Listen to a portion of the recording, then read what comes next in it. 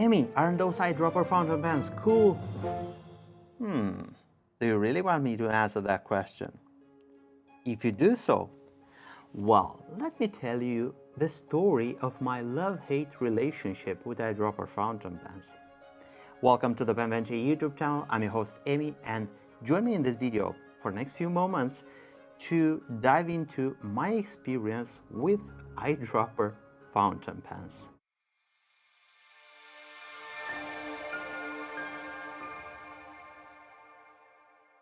After that intro, you can imagine this video is going to be a little bit more controversial, maybe unconventional for the usual format that I present on the Pen Venture YouTube channel.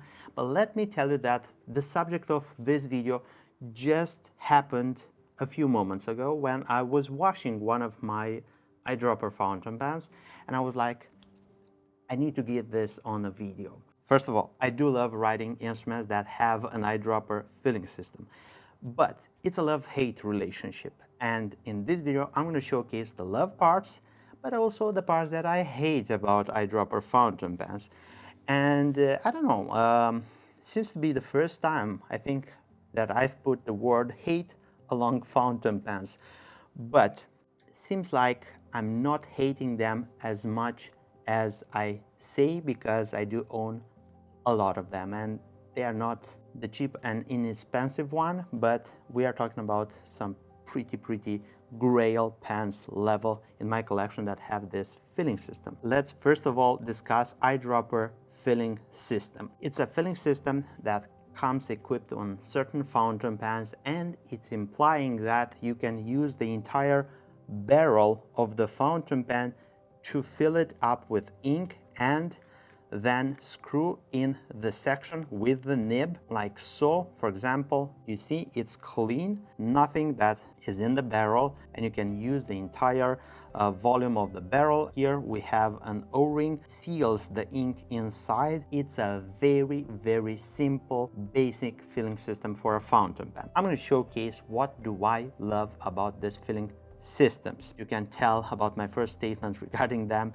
It's the ink volume. It's ridiculous. We're talking about 4 to 5 milliliters of ink, and you can take it all up to 8. And I believe in a fountain pen like my Genkai, this big one right here, you can pretty much, let me put this right here. This is the Genkai next to my face. It's the size of my head, so this is a serious big fountain pen, and I believe I can put over 8 milliliters of ink inside this barrel. If you would put that in a time frame, I use fountain pens on a daily basis. I write with them, and I have a journal, and seems to be a fountain pen store, so the phone is ringing at this moment, so don't mind that. Getting back, I write on a daily basis, I journal. If I would have to use every single day the same fountain pen, this Genkai, filled up with ink, I believe I would burn this entire barrel of ink in about 8 months to a year plus. I think so. We are dealing with a ridiculous amount of ink, so that is the first thing that's out there, and it's a very big adjective why you should get an eyedropper fountain pen. If you like one of your inks that much, you can put it inside a eyedropper fountain pen, and pretty much it's going to be there available for so much time because it's so much ink. What do I like more about this eyedropper fountain pens? It's the fact that they are very easy to clean. You would unscrew this barrel like so. You would take this, pour it down the drain. You can take this with a bulb syringe. You can wash the section with the nib. Then you would wash this, put it back, and that's it. It is clean. Very easy to clean. Another thing that I like about these fountain pens, it's the fact that they are so resilient. Since they don't have moving parts like a piston, to have the piston head, the rod, the greasing of the inner walls, and all of that makes it to be very reliable. Pretty much what can go wrong when you don't have any moving parts inside there? Not too much. And I want to point out something. We are talking about eyedropper fountain pens that they come from the factory.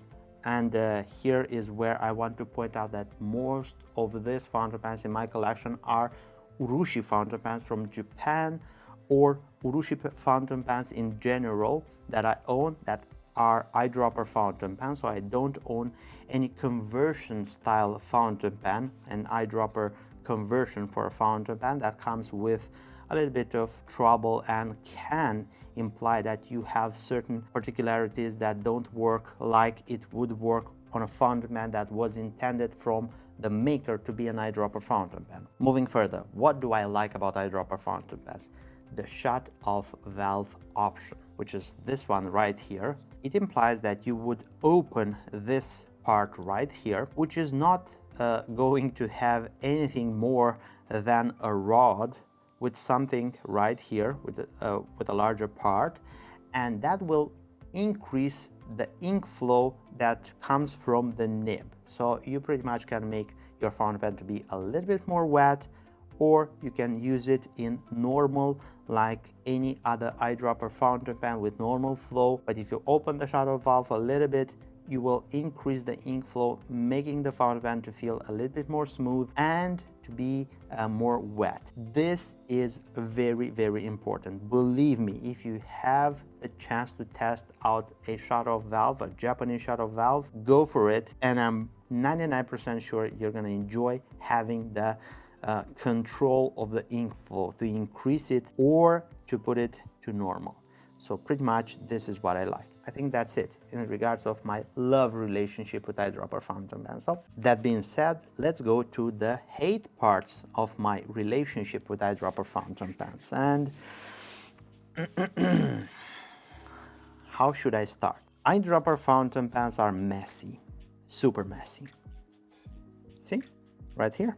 This is from me just trying casually to wash the ink from this Denny Trio. I'm going to explain what messy means. In order to ink up one of these fountain pens, you would need to use a contraption like this, which is made out of glass, and this is provided with a fountain pen, and it's very, very, let's say, sensitive because it's made out of glass. I don't know how you would name this, but where I live, we call them pipettes. And you would have to dip this in the bottle of ink, draw, and put in the barrel, and do this repeatedly until the barrel is full. Doing so, I'm pretty sure it is a very high chance to spill some ink on your desk, or to spill some ink on your fingers or your palm, and it's messy. The next step would be to screw in the section. If you screw the section in, there is a high chance you would spill some ink because of the pressure. If you fill it up till the top, when you put the section, some ink will spill on these threads. It will get on your fingers. I'm sure of that because I've tested this, and don't ask me how many times did I just stained my entire hand, and it was very, very uncomfortable to actually record videos. And for those of you that are watching right now, please don't judge me when you see that I have inky fingers, because it's from working, it's from adjusting fountain pens, or it's from inking up eyedropper fountain pens in the store. That's it. Then when you get to use the fountain pen the next day,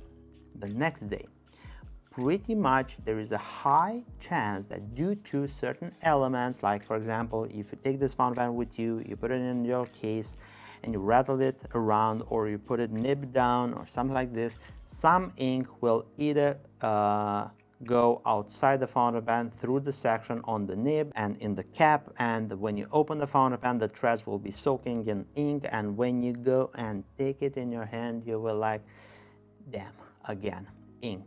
So yeah, if everything works correctly and you dodge every single of these messy scenarios, you get to the point in which you pretty much stain your hand from simply having this O-ring, which is present with, I believe, all eyedropper fountain pens on my Denny Trio, we have it right here. I'm going to try to zoom in just to show you this O-ring because its purpose is to seal off. I'm pretty sure that sometimes this O-ring does its job, but regardless, sometimes it happens to burp ink. Some ink gets through this O-ring and ends up right here on the finger, how you would hold the fountain pen in writing. The last part in which I would like to say that I have a hate relationship with eyedropper fountain pens is the fact that they are finicky. They do work